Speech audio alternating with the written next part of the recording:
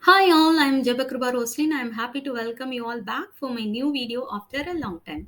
Today's video is from the subject Total Quality Management, and in that I'm going to talk about topic benchmarking. The topics I'm planning to cover under benchmarking are concept of benchmarking, reason to benchmark, types of benchmarking,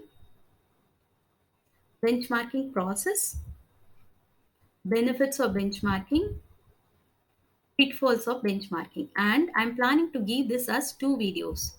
Concept, reason, and types I'm planning to give as part 1, and it will be covered in this video. And about the process, benefits, and pitfalls of benchmarking, I'm planning to give as next video as part 2. Without further delay, let us get into the video.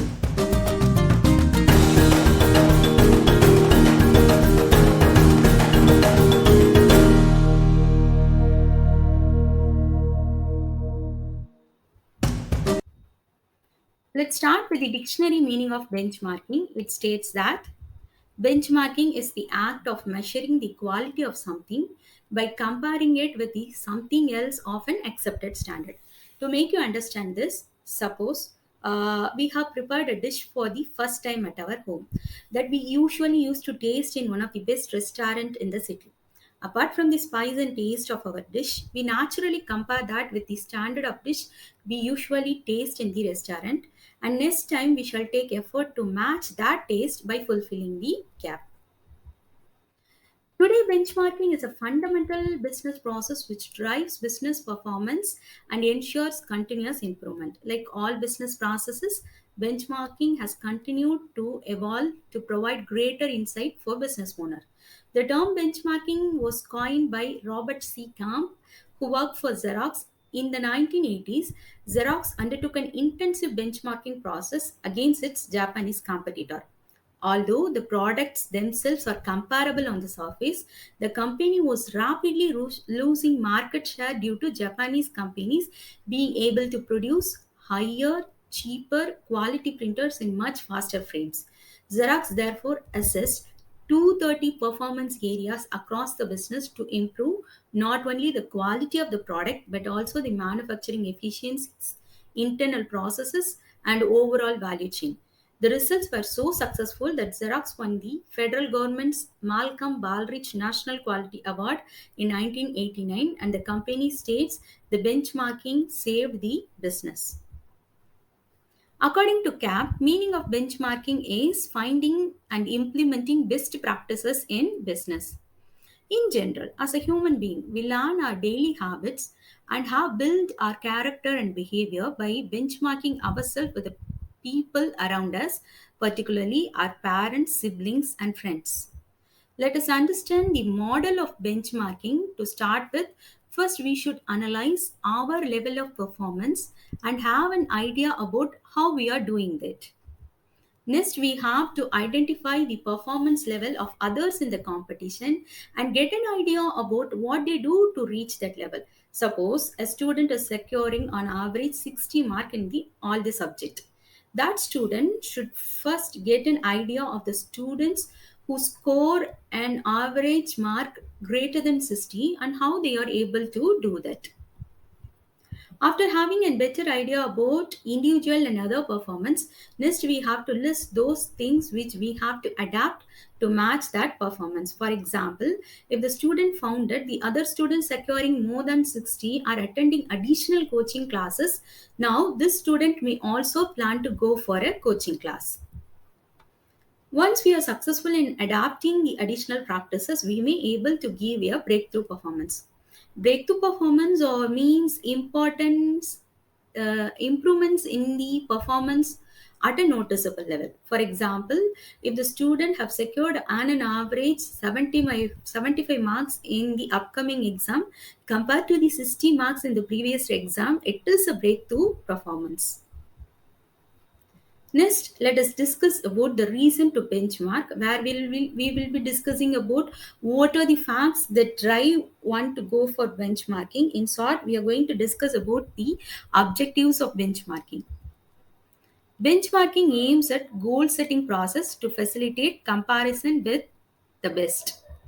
The Pakistan player Shoaib Akhtar is widely considered the world's fastest bowler in the history of cricket, having bowled the fastest delivery in cricket at 161.3 km per hour against England in the year 2003.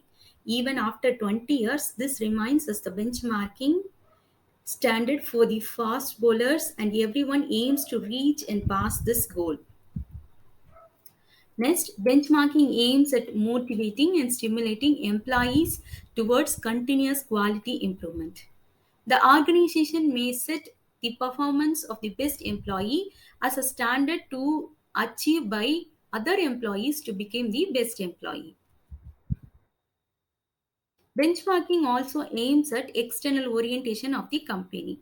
That is, benchmarking helps the organization to understand the external environment better. In spite of offering best items to shop in a shopping center, benchmarking helps the shop to identify those elements that helps to delight the customer, like providing a carry bag. Benchmarking aims at identifying a technological breakthrough. Only when we benchmark, we come to know how far technologically we have to upgrade ourselves to fit into the competition. Finally, benchmarking aims at searching for industry's best practices. Yes, when we benchmark, we come to know that various area of improvement and the organization doing best in that area. Next, let us see types of benchmarking. The benchmarking is classified on two bases. One is based on the classification uh, of the object to be benchmarked, and the other classification is based on the organization against whom one is benchmarking. Classification based on the object to be benchmarked. The first type is the product benchmarking. Product benchmarking is the process of testing our product against those of our competitors in order to find out where your product ranks in terms of consumer preference. For example, if a particular mobile brand is successful by giving a few feature like fast charging, all the other mobile companies benchmark the same in their upcoming models. Next is performance benchmarking. Performance benchmarking is the process of measuring and analyzing an organization performance of products, services, operations, and other business processes against other companies, competitors, or industry leaders. For example, though we are giving the best quality product, we may find difficult to overcome our competitor due to their best after sale service. In that case, we try to benchmark their after sale service to lead the market. The next type is process benchmarking. Process benchmarking constitute comparing and analyzing business processes with those the processes that are considered the best practices in the industry. Though the halwa is the widely prepared sweet in India, every one of us try to benchmark the process of preparing halwa like irritikade halwa in Tirunelveli. The last type of benchmarking based on the object of benchmarking is strategic benchmarking. This compares the strategies of successful business with those of our own. It helps us to define strategic goals and step forward for the better result. Here we can benchmark not only from the competitor who is dealing similar product but from any best performing companies. For example, the strategy of cash on delivery introduced by Flipkart is widely benchmarked by many organizations around the world. Next, we are going to discuss about the types of benchmarking classified based on the organization against whom one is benchmarking. This type of benchmarking gives an idea about whom do we compare with when we benchmark. The first type is internal benchmarking. It refers to comparison of performance between departments, plants, subsidiaries, etc. within the organization. The next is industry benchmarking. It refers to comparison of performance by organization producing the same class of products and service. The third type is competitive benchmarking.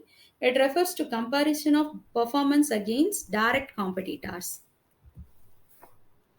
Next, best in class benchmarking. It refers to comparison of benchmarking with best practices prevalent in an organization irrespective of product and services.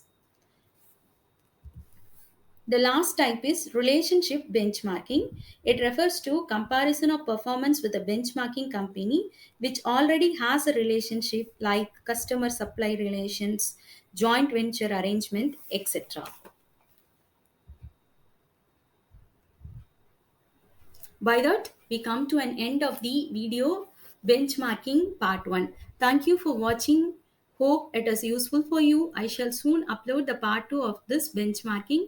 Keep supporting my channel and share this video with your friends if you find it useful. Thank you.